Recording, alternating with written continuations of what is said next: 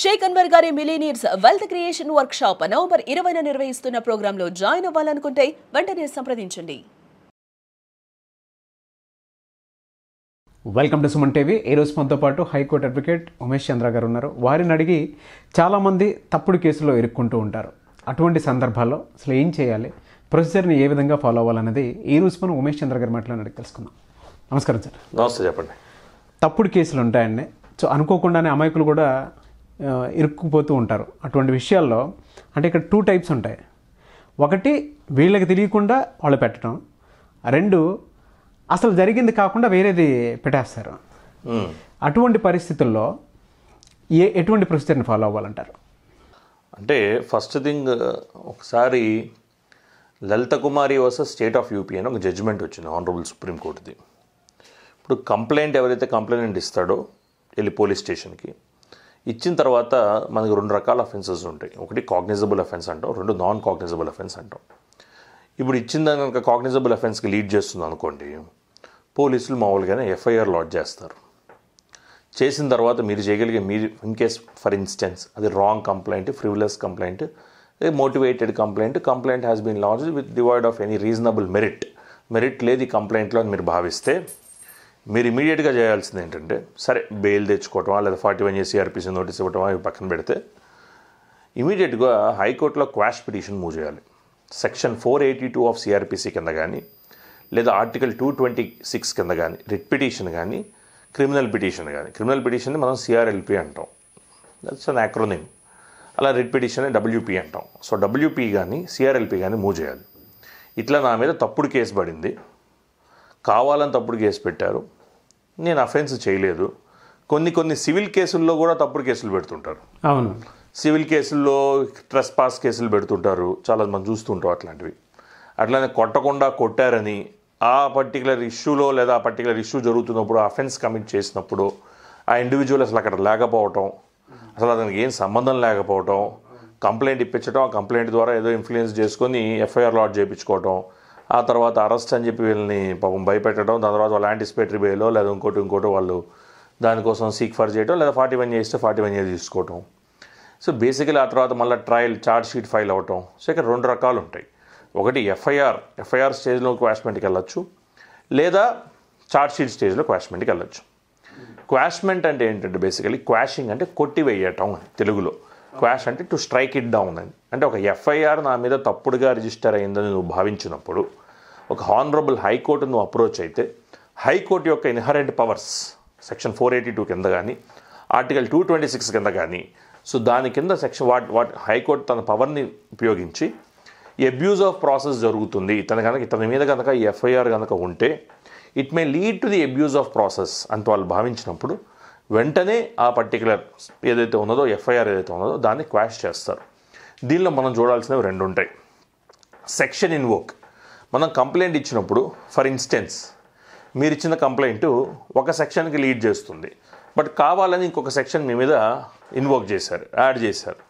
అట్లాంటి సమయాల్లో క్వాష్మెంట్కి పాసిబిలిటీ ఉంటుంది. ఇంకోటి, అసలు మీ మీద ఇచ్చిన కంప్లైంట్ క్రిమినల్ అఫెన్స్కే లీడ్ కాదు, క్రిమినల్ అఫెన్స్కే జరగదు, అసలు మీరు ఇచ్చిన కంప్లైంట్ కింద క్రిమినల్ అఫెన్స్కి సంబంధం లేదు. అలాంటి టైంలో క్వాష్మెంట్ జరుగుతుంది. లేదా ప్రైమా ఫేషియా ఎవిడెన్స్ లేదు, అసలు ఎవిడెన్సే లేదు, లేకుండా ఊరికే జస్ట్ ఒక ఫ్రివిలస్ కంప్లైంట్ ఇచ్చి మిమ్మల్ని హెరాస్ చేయాలని చెప్పి పోయి ఫ్రివిలస్ కంప్లైంట్ ఇచ్చారు.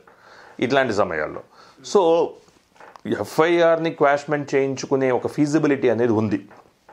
లేకపోతే మనకి మ్యాజిస్ట్రేట్ ట్రయల్ కోర్టు ఉంటుంది. ఫర్ ఇన్స్టెన్స్ మీ మీద మోపబడిన ఆరోపణ ఏదైతే ఉన్నదో అది అటెంప్ట్ టు మర్డర్ కానీ, లేదా ఇంకా అట్లాంటి హీనియస్ అఫెన్సెస్ ఉంటాయి, రేప్ కానీ, అబెట్మెంట్ టు సూసైడ్ కానీ, ఇట్లాంటి వాటిల్లో సెషన్స్ కోర్టు దగ్గరికి వెళ్తుంది కేసు.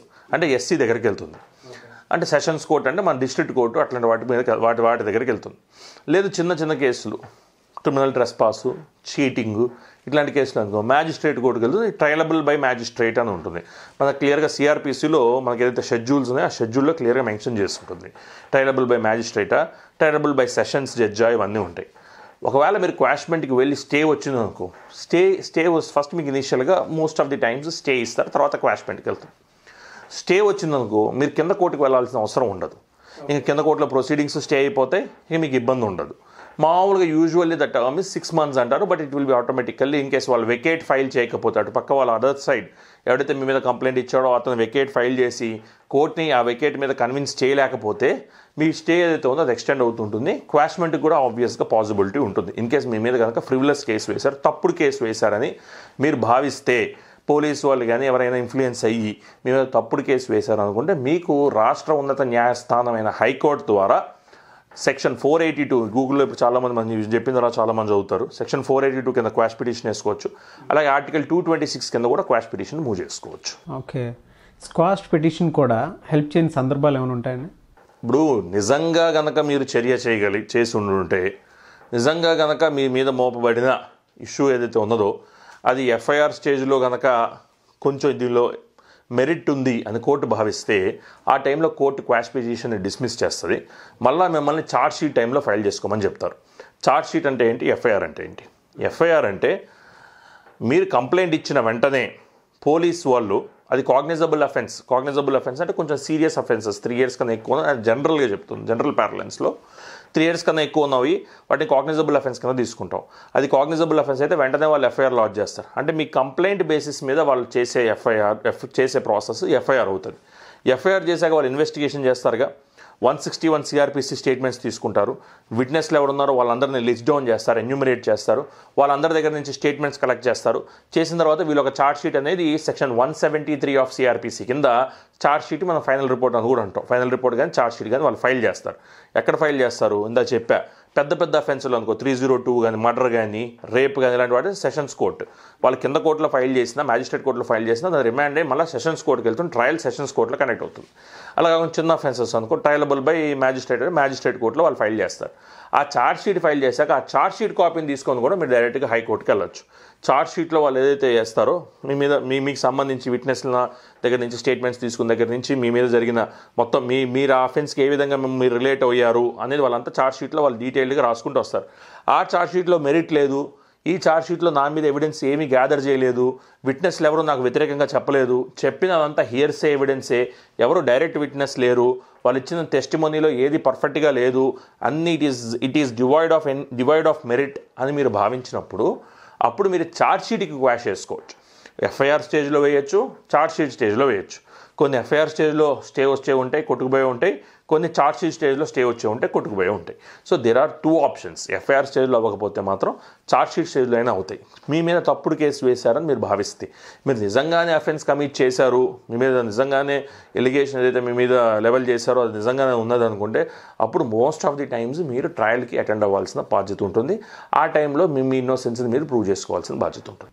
చాలామంది ఇటువంటి సందర్భాలను ఫేస్ చేయలేక ఎటువంటి ప్రొసీజర్ని ఫాలో అవ్వాలో తెలియక ఇరుక్కుపోయి బలైపోతూ ఉంటారు.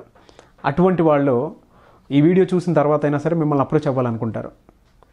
మీరు వాళ్ళకి అపాయింట్మెంట్ లాంటివి ఇస్తారా? అంటే లాయర్ని ఎవరన్నా అప్రోచ్ అవ్వచ్చు అండి, నన్నని కాదు, ఎవరన్నా అప్రోచ్ అవ్వచ్చు. ఖచ్చితంగా వాళ్ళకి ఇబ్బంది ఉన్నప్పుడు ఖచ్చితంగా న్యాయస్థానంలో వారికి న్యాయం జరుగుతుంది అని నమ్మకం మా లాయర్లకైతే ఖచ్చితంగా ఉంది. అలానే వాళ్ళకు కూడా నమ్మకం ఏర్పడినప్పుడు ఖచ్చితంగా వాళ్ళ న్యాయస్థానాలను తలుపులు తట్టడానికి వాళ్ళు న్యాయవాదుల ద్వారానే మోస్ట్ ఆఫ్ ది టైం తలుపులు తడతారు. వాళ్ళు పార్టీ ఇన్ పర్సన్ కూడా వేసుకోవచ్చు చాలా కేసుల్లో. పార్టీ ఇన్ పర్సన్ అన్ని కేసుల్లో అలౌ చేయరు. రిజిస్ట్రార్ జనరల్ గారు అప్రూవల్ కావాలని చాలా ఉంటాయి, వాళ్ళని ఇంటర్వ్యూలు కండక్ట్ చేయడం చాలా ఉంటాయి. సో లాయర్ల ద్వారా అప్రోచ్ అవుతారు. కాబట్టి నన్నే కాదు, ఏ న్యాయవాదినైనా వాళ్ళకి ఇట్లాంటి కష్టం జరిగినప్పుడు లేదా ఇలాంటి ఇబ్బంది జరిగినప్పుడు వాళ్ళ న్యాయవాదిని అప్రోచ్ అయితే ఆ న్యాయవాది వాళ్ళ తరఫున ఎఫిషియెంట్గా కనుక కొట్లాడతాడని వాళ్ళకి నమ్మకం ఉండి వాళ్ళు అప్రోచ్ అయితే ఆయన ఎఫిషియెంట్గా న్యాయస్థానంలో కొట్లాడితే న్యాయమూర్తి గారు 100% రిలీఫ్ ఇస్తారు. అలాంటి వాళ్ళకి మంచి జరగడం కోసం న్యాయస్థానాలు లాంటి ఇన్స్టిట్యూషన్స్ ఇంకా ఈ దేశంలో ఉన్నాయి. Thank you sir. Thank you so much Umeshchandra గారు. Thank you so much.